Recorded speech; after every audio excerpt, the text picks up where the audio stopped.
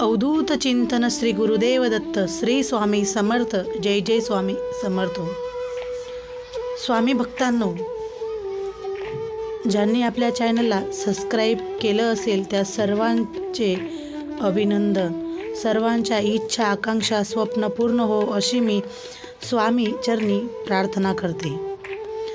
भक्तांनो, कोणत्याही एका महादेवाच्या पिंडीवर बोट ठेवा, तुमच्या इच्छा आकांक्षा स्वप्न पूर्ण होतील. चला तर आजचे संदेश आपण बघूया. माणसाचे जीवन बदलणारे, जीवनाला योग्य दिशा देणारे समर्थांचे विचार अत्यंत प्रेरणादायी आहेत. स्वामी समर्थांचे विचार आचरणात आणल्याने आयुष्यातील सर्व समस्यांचे निराकरण होते. स्वामींनी केलेले उपदेश आयुष्यात जर आचरणात आणले तर संसार नक्कीच सुखाचा होईल. संसाराचा पाया हा विश्वासावर असतो. पती आणि पत्नीने एकमेकांसह कसे राहावे जेणेकरून आयुष्य चांगले राहते. काळजी करणारी माणसं मिळायला भाग्य लागतं, पण माणसं आपल्याला मिळाली आहेत हे समजायला भाग्य लागतं. जीवनात कधी दुःख आले तर आपले दुःख आणि वेदना जगाला सांगत फिरण्यापेक्षा आपल्या घरातील जवळच्या व्यक्तीला अर्थात पतीला सांगा, जेणेकरून त्या दुःखाचा बाजार मांडला जाणार नाही. पती आणि पत्नी हे सुखदुःखात एकमेकांसह आधार देतात. तेच एकमेकांचे साथीदार जन्मभर असतात.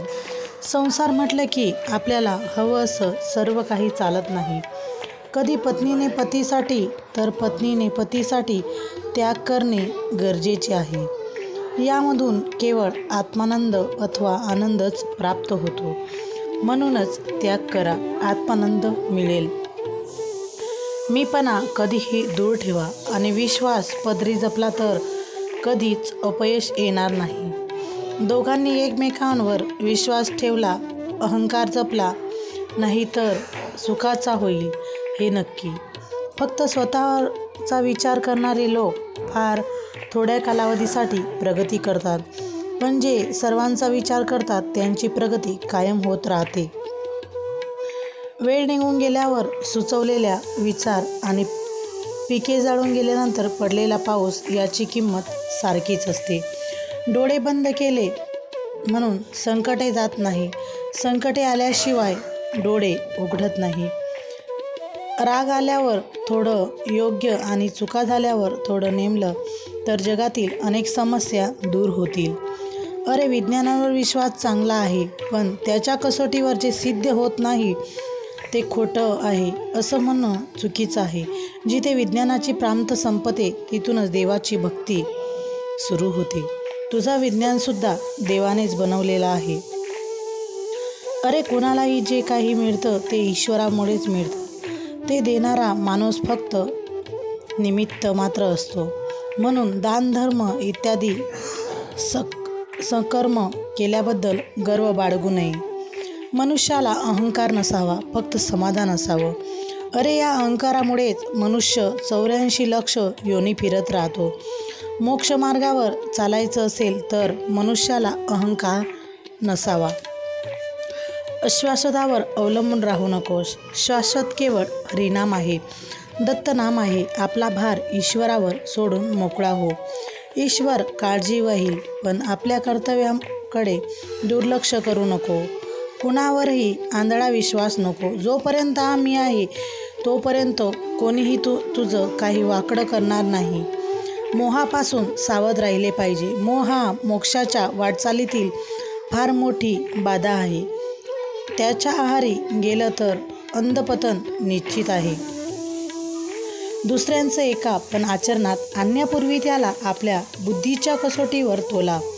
विवेकाने त्या सल्ल्याची पारख करा, त्याआधी आचरणात आणू नका. अरे, शिष्याने गुरूंशी एकनिष्ठ असावं. कितीही संकट आलं तरी गुरुची कास सोडू नये. संकटे पूर्वकर्मामुळे येतात. गुरुकृपेमुळे संकटाला सामोरे जायची शक्ती मिळते व त्या संकटातून लवकर सुटका होते. शरीरापेक्षा मन श्रेष्ठ आहे, मनापेक्षा बुद्धी श्रेष्ठ आहे, पण त्या बुद्धीपेक्षा आत्मा श्रेष्ठ आहे. आत्मा म्हणजे ईश्वराचा अंश होय. आपल्या कर्तव्य चोखपणे पार पाडणे ही सुद्धा ईश्वराचीच भक्ती आहे.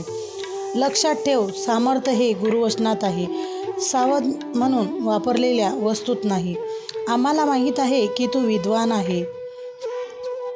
नुसती विद्वत्ता उपयोगी येत नाही. त्यात सुद्धा श्रद्धा आणि विश्वास पण पाहिजे. ज्याच्यात हे असतं त्याचं हृदय निर्मळ होते. अशा प्रेमळ हृदयातच ईश्वर विसाव्यासाठी येतो. समाधानी राहा, सुखी व्हाल. भक्ती करा, मुक्ती मिळेल. ध्यान करा, ज्ञान मिळेल. प्रार्थना करा, प्रगती होईल.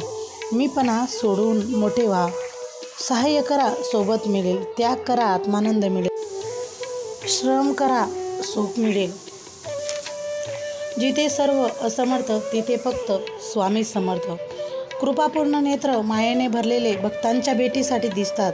आसुसलेले चेहऱ्यावरचं तेज पाहून भान हरपते. स्वामीचरणी मन सहज दृढ होते. क्षणोक्षणी वाटे स्वामी नामाचा आधार. स्वामी संग धरता कोण राहील निराधार.